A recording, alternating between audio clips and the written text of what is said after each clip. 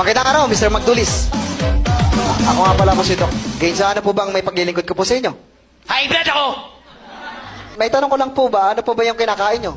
Talbos na kamote! Talbos sa kamote, hindi naman nakaka-high blood yun eh, gulay yun eh. Baka naman po meron pa po kayong ibang kinakain. Wala na!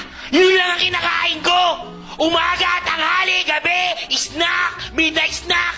Yun lang ang kaya kong bilhin! Hindi ko kaya bumili ng karne! Ang mahal-mahal! May problema ka? Dandahan lang po. Alam ko na po ang gamot dyan. Ikaw! Saglit lang po. Ano mo pala eh? Naan mo pa?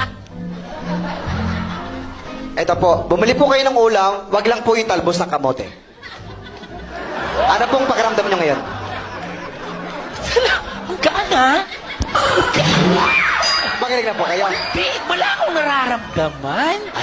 Salamat ha. Ay,